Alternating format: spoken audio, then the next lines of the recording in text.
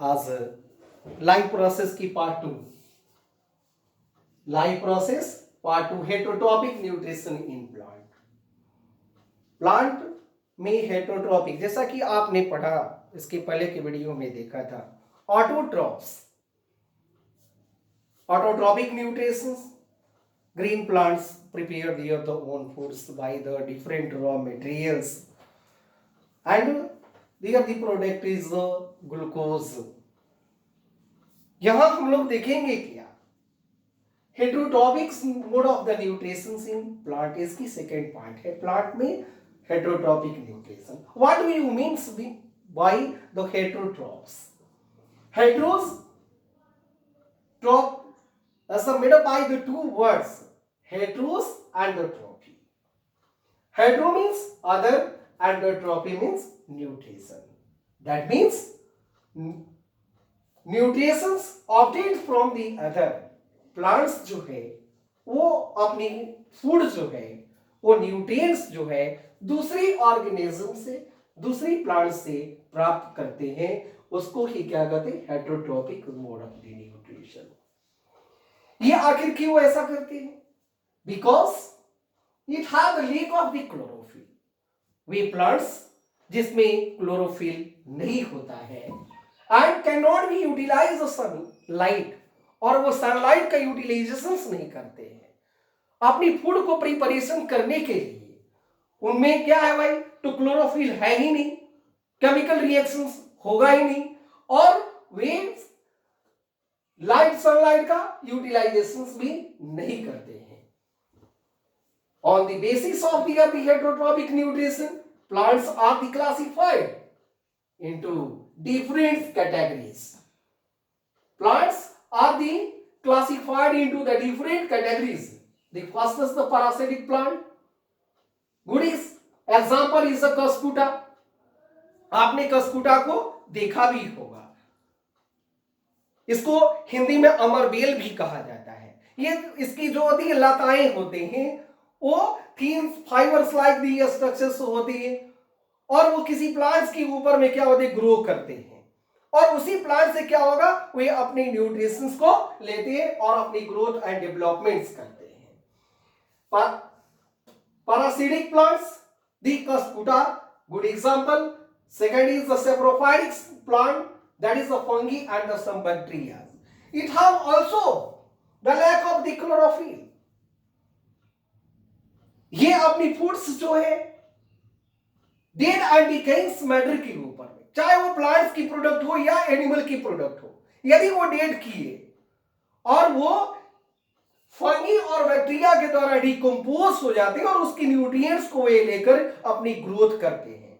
हम लोगों ने देखा भी होगा कभी कभी पिकल्स के ऊपर में क्या है? वो फंगी ग्रोथ कर जाते हैं और वे अपने डेवलपमेंट्स करते हैं और अपनी जनरेशंस को भी बढ़ाते हैं। Third is symbiotic. Symbiotic plant, वैसे प्लांट्स जो टू ऑर्गेनिज्म है, two different organism live together, वे एक साथ दोनों क्या होते हैं? रहते हैं, और दोनों एक दूसरे को क्या है? बेनिफिट पहुंचाते हैं। ये एक रिलेशनशिप के साथ में काम करते हैं। Such type of the relationship is known as symbiotic relationship. यहां सिम्बायोटिक रिलेशनशिप टू ऑर्गेनिज्म में हुआ, such as fungi and alga both are the different plant. इसको कंबाइन की फॉर्म में हम लोग लाइकेंस करते हैं। हम लोग हिंदी वर्ड में भी इसको समझे कि जिसको काई भी कहा जाता है। यहां एल्गा जो है यह प्रिपेयर करता है फूड को एंड फंगी उसे स्लीटर देते हैं। So it is known as the symbiotic relationship. And the fourth is the insectivorous plant. Insectivorous plant हम लोग शुरू से ही, बचपन से ही इस चीज को पढ़ते आ रहे हैं। Good example is the pitcher plant. Pitcher plants ये इंसेक्ट को ऑब्जर्व करते हैं। इसमें क्या होता है कि गुड और bad smell, both type the smells are the present. The insect are the attract to consume their the smell and the fragrance and goes on the peaches and just जैसे ही वो उसके ऊपर में आते हैं, उसकी फ्लैप्स होती है वो बंद हो जाता है और उसकी न्यूट्रिएंट्स को लेकर वो अपनी न्यूट्रिएंट ऑब्जर्व करते, यूटिलाइज करते हैं। Insectivorous plant, good example pitcher plant. बच्चे इस बात को समझें कि हेटेरोट्रॉपिक्स मोड ऑफ द न्यूट्रिशंस के आधार पर हम लोगों ने जानकारी किया कि प्लांट्स को डिफरेंट कैटेगरीज में बांटा था, parasitic plant, saprophytic plant, symbiotic plant and insectivorous plant, और उसकी गुड एग्जांपल को हम लोगों ने समझा। नाउ नेक्स्ट टॉपिक्स है न्यूट्रिशन इन एनिमल। अब एनिमल्स क्या है, हेटेरोट्रॉप्स है, इसको कंज्यूमर भी कहा जाता है। दे क्यों ऐसा कहा गया, they are the consume the nutrients from the plants and the others, so the animals are the heterotrophs। इसको भी क्या है, हेटेरोट्रॉप्स में एनिमल्स को भी डिफरेंट कैटेगरीज में हम लोग क्लासिफाइड किए हैं। The first is the holozoic, second क्या है भाई, parasitic, and the third is the saprophytics mode of the nutrition and animal. Holozoic वैसे ऑर्गेनिज्म को कहा जाता है जो फर्स्ट इनगल्फ द फूड, वो फूड को क्या करते हैं, टेकन करते हैं in the mouth and the different organ. Holozoic engulf the food, वो टेकन करना माउथ में लेना, and then the food is the digest by the different organs and there the nutrients is absorbed by the different organ, and last assimilation and digestion is occurred in the holozoic mode of the nutrition. It is further classified, holozoic nutritions को भी क्या है, अलग अलग categories में classified किया गया है। इसे हमने 4 क्लासिफाइड इसको किया है, 4 टाइप में क्लासिफाइड किया है। फर्स्ट इज द हर्बीवोर्स, वैसे ऑर्गेनिज्म, वैसे एनिमल्स जो प्लांट की प्रोडक्ट को, प्लांट या उसकी प्रोडक्ट को यूटिलाइज करते हैं for their the nutrients. Such type of the organism is known as the herbivorous organism. The good example, the goat, cow is a good example of the herbivores. Second is carnivores, organism which they eat the flesh of the other animals। वे दूसरी animals को क्या करते हैं, food के तौर पर उसको adding करते हैं, खा जाते हैं for their the nutrients. Such type of the organism is known as the carnivorous organism.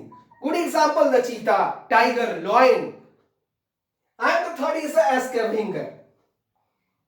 It is a type of the holozoic mode of the nutrition organism which they eat the dates organism such as the jackal, crow is a good example of a scavenger, and the last is omnivorous. Omnivorous, the good example, human beings. Good example, human beings, and other animals are also the omnivores because they both eat the plant and the plant product, animal and animal product, for they are the nutrients, so they are the known as the omnivorous. Good example, human beings, and second, heterotrophs. Good example इसमें parasitic mode of the nutrition. Next topic क्या है, parasitic mode of nutrition. Parasite, हम लोग को समझना होगा कि parasite पहले कहते किसको है। Parasite वैसे organism को कहा जाता है जो दूसरे पर लाइव रहते हैं और उसी को क्या करते हैं, हार्म पहुंचाते हैं। अपनी न्यूट्रिएंट्स के लिए दूसरे ऑर्गेनिज्म पर वे डिपेंड रहते हैं और उसी को हार्म पहुंचाते हैं। Such type of the organism is known as the parasite. Parasite जो होते हैं इसको भी क्लासिफाइड किया गया है, external parasite and internal parasite. जो ऐसे पैरासाइट जो बॉडी के ऊपर रह करके और उसकी न्यूट्रिएंट्स को लेते हैं, वैसे पैरासाइट, वैसे ऑर्गेनिज्म को एक्सटर्नल पैरासाइट कहा जाता है। Good example is the leech. And the second parasitic mode of the nutrition, internal parasite, जो बॉडी के अंदर रह करके और उसकी न्यूट्रिएंट्स को लेते हैं। Such type of the organism is known as internal parasite. The good example plasmodium. बच्चे कंफ्यूजन में ना रहे, पैरासाइट्स में external parasite example leech and internal parasite का good example plasmodium. And last is saprophytic mode of the nutrition, जिसको आपने plants के अंतर्गत में भी आपने बताया। इट इज आल्सो ये plants and the animals categories because they have the lack of the chlorophylls, they manufacture the foods by the dead and the decaying matter and consume the nutrients. So बच्चे इस बात में आपने समझा कि life process की part 2 में heterotrophic mode of nutrition in plants and animals, nutrition in amoeba. बच्चे न्यूट्रिशन इन अमीबा, अमीबा के संदर्भ में तो आप सभी को पता है, amoeba is a unicellular organism.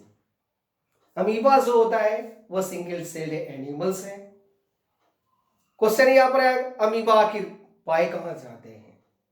या डैम टू वाटर, वो छिछला वाटर में वो पाए जाते हैं, चाहे वो रिवर हो या पॉन्ड हो, बैंक नदी की या तालाब की हो, किनारे के भाग में, बैंक के भाग में, जहां पर वाटर क्या है, छिछला वाटर मिलता है, डैम टू वाटर में वे अमीबा पाए जाते हैं।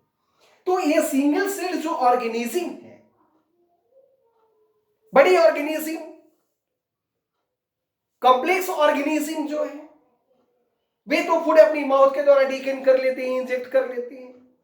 ये अमीबा में भी होलोजोइक न्यूट्रिशन होता है, आखिर ये इनगल्फ ऐसे फूड को करते हैं।